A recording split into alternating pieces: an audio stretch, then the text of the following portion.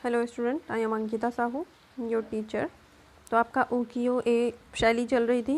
Last video मैंने आपको उकियो ए मुद्रण तकनीक के बारे में बताया था। उसके बाद आपको एक कलाकार के बारे में बताया था जिसका नाम था इवासा माताबेई। अब हम इसमें और दो कलाकार के बारे में पढ़ेंगे, उकियो के जो महत्वपूर्ण कलाकार हैं उनके बारे में आगे देखें। तो इस वीडियो में आपको बताने से पहले कि कौन कौन से चित्रकार और थे उकियो ए में, आपको लास्ट वीडियो के बारे में थोड़ा सा बताती हूँ जो उसकी मुद्रण तकनीक थी। तो उकियो ए जो है वो जापान का जो चित्रकला के क्षेत्र में बहुत ही एक बड़ा अंश हिस्सा माना जाता है। उसके बाद इस शैली का जब भी पतन होने लगता था तो जो इसके विरोधी थे वो इस स्कूल को सहारा देते थे और इसको उठाने की फिर से कोशिश करते थे। जो कलाकार और उसके शिष्य तत्व थे उन्होंने इस स्कूल को ग्रहण किया और इस प्रकार इस स्कूल में काम किया। एक तो इसमें दो धाराएं भी थी, पहला था चित्रकार, दूसरा था प्रिंट डिज़ाइन वाले, तो मतलब छापा कलाकार। तो इस प्रकार दो अलग अलग आर्टिस्ट थे इसमें, चित्रकार और प्रिंट डिज़ाइन वाले। और इसमें जो पहला चित्रकार माना जाता है उकियो ए का वो था मियागावा चोशुन। और उसके बाद जो दूसरा कलाकार माना जाता है वह मोरिनोबू माना जाता है जिसने इसमें काम किया है। तो इसके बाद इसमें आपको एक और कलाकार का नाम मैंने बताया था, वो भी बताऊंगी आपको कि जो इसका प्रवर्तक माना जाता है कियोनोबू। और इसमें जो मोरुनोबू थे उन्होंने सबसे ज़्यादा इसमें रंगीन प्रिंट डिज़ाइन किए हैं मोरुनोबू ने।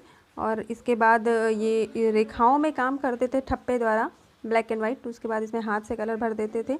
जब कियोनोबू आया तो उसने ब्लॉक के अंदर ही कलर फिल करके फिर उसको दबाव डाल के उसने रंग लगाने की प्रथा स्टार्ट की और वो उसमें सफल भी हो गया। तो इस प्रकार रंगीन मुद्रण की स्टार्टिंग हुई जापान। इसके बाद मैंने आपको उकियो ए शैली का एक चित्रकार बताया था, इवासा माताबेई। इवासा माताबेई जो है वो उकियो ए शैली का प्रवर्तक है, जन्मदाता भी माना जाता है, लेकिन कुछ लोगों ने इसको स्वीकार नहीं किया और यह एक दरबारी चित्रकार के रूप में एदो गया था और वहीं पे शोगुन शासकों के अंतर्गत काम करता रहा। तो अब हम देखते हैं सुजुकी हारुनोबू उकियो का सेकंड चित्रकार है ये।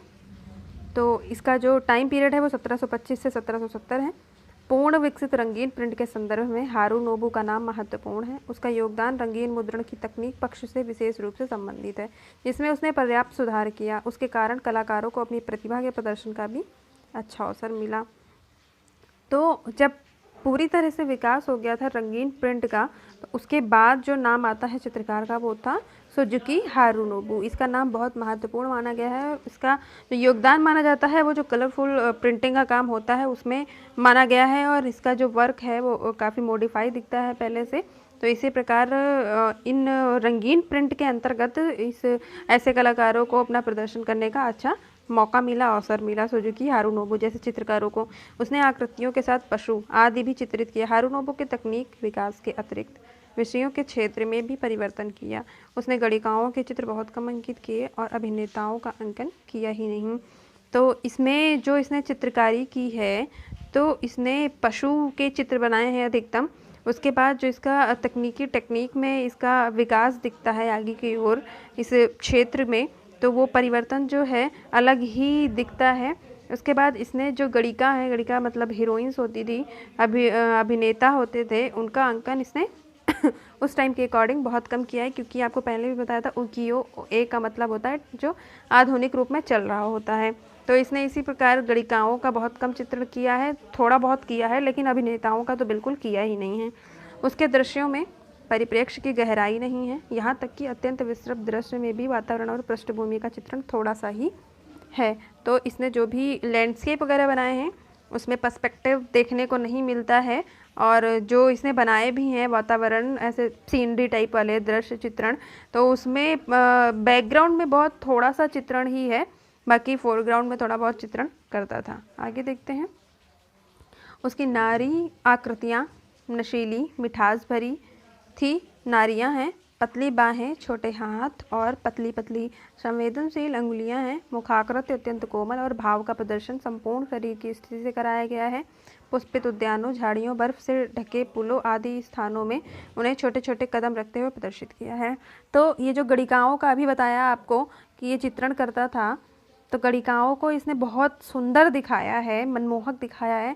किस प्रकार की जो नारी आकृतियाँ इसने दिखाई हैं, फीमेल फिगर, वो दिखाई हैं, उनकी पतली पतली बाहें, हाथ बहुत पतले दिखाए हैं और छोटे दिखाए हैं, पतली उंगलियां जो दिखाई हैं वो बहुत पतली पतली दिखाई हैं।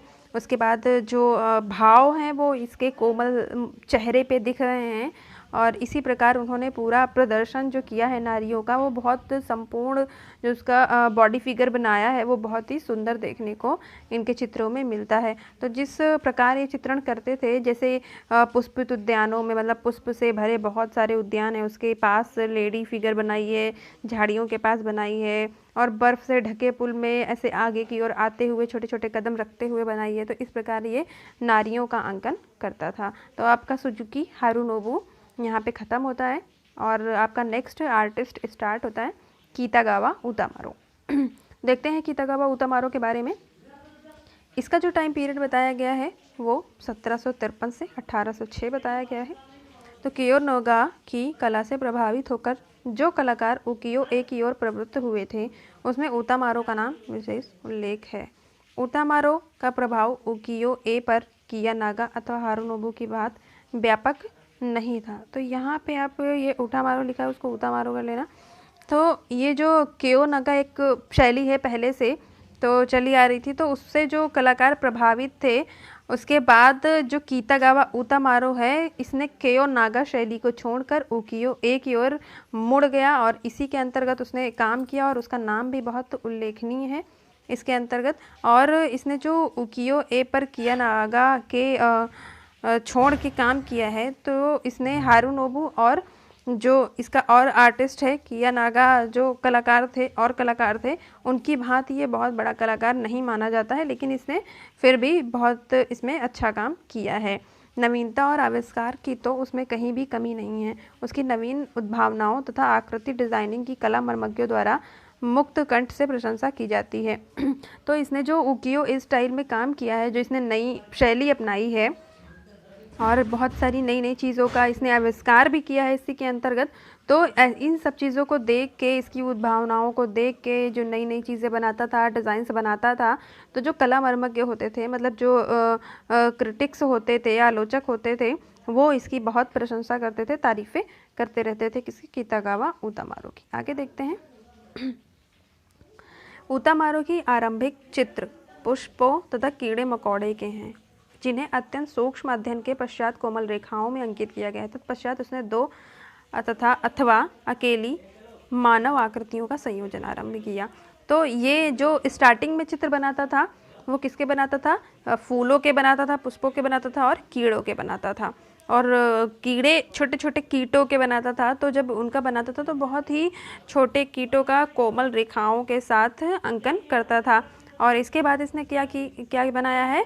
दो अथवा एक अकेली मानव आकृतियों का भी चित्रण आरंभ कर दिया था बनाना। किसके बाद? कीट, पुष्पों और कीड़ों के बाद इसने मानव आकृतियाँ बनाना आरंभ किया। उतामारो ने बहुत अधिक संख्या में कई प्रकार की कृतियाँ बनाई हैं। वह जितने अधिक चित्र छापता वे उतने ही अधिक विविध होते थे। तो जो उतामारो है उसके बहुत सारी संख्या में पेंटिंग्स बनाई है, क्वांटिटीज़ की बहुत सारी थी। और जब भी ये प्रिंट मेकिंग का काम करता था, तो प्रिंट मेकिंग में छापा का काम होता है, तो जब भी वो एक ही चित्र को कई बार छापता था तो उसमें अलग अलग ही प्रभाव देखने को मिलते हैं, वैरायटी देखने को मिलती हैं इसकी हर प्रिंटिंग जो होती थी उसके चित्रों में। अपने सर्वश्रेष्ठ रूप में उतामारो जापानी नारी सौंदर्य का व्याख्याता है, जिसमें यथार्थ निरीक्षण, मनोवैज्ञानिकता तथा मानसलता का ऐसा अनुभव है जिसके साथ किसी भी प्रकार की संहित संदर्भ अथवा काव्य का प्रयोग व्यर्थ है। तो ये जो नारी आकृतियाँ बनाता था, इसके पहले भी बनाई है सुजुकी हारुनोबु ने, लेकिन इसके जो सर्वश्रेष्ठ चित्र माने जाते हैं वो जापानी नारियों के माने जाते हैं, जिनमें सुंदरता, सौंदर्यता देखने को मिलती है और रियलिस्टिक बहुत देखने को मिलती है। उसको देख के ऐसा लगता है, ऐसा अनुभव होता है कि इसकी कोई व्याख्या ही नहीं कर सकता, किसी काव्य में इसका प्रयोग ही व्यर्थ है, इसकी इतनी सुंदर पेंटिंग्स होती थी। इस प्रकार यह स्पष्ट है कि उतामारो एक महान उकियो-ए कलाकार तथा मुद्रण कला का अद्वितीय आचार्य था। जापानी कला में नवीन जीवन तथा प्रेम को चित्रित करने वाले अनेक कलाकार हुए और सभी के दृष्टिकोण अलग अलग रहे। इसी श्रृंखला में एक महत्वपूर्ण कड़ी था। तो आप लोगों को उतामारो के बारे में जितना भी बताया, इससे ये पता चलता है कि एक महान कलाकार था उकियो ए स्टाइल का, और ये कैसे प्रिंटिंग में काम करता था, मुद्रण कला में, और ये एक कला गुरु भी था, आचार्य भी था, तो उसमें भी इसका एक अद्वितीय स्थान माना जाता है। और जापान के नवीन कला में इसने जो चित्रित किया है और प्रेम को दिखाया है, वो एक अपनी अलग ही स्थान दिखाता है, दृष्टिकोण दिखाता है। और बहुत सारे जो महान कलाकार थे उनकी श्रृंखलाओं में, सीरीज़ में, महत्वपूर्ण कड़ियों में इसका भी नाम आता है। तो ये आपका कितागावा उतामारो, सुजुकी हारुनोबु, और ये दो आर्टिस्ट आपके ख़त्म हो गए, एक आर्टिस्ट आपको पहले बताया था। तो इस वीडियो से संबंधित उकियो ए आपका पूरा ख़त्म हो चुका है टॉपिक। तो इस वीडियो से संबंधित अगर आपको कुछ नहीं समझ में आ रहा है या फिर कोई कन्फ्यूज़न हो तो मुझे मैसेज करें या फिर मेरे साथ ज़ूम मीटिंग पे डिस्कस करें। Thank you.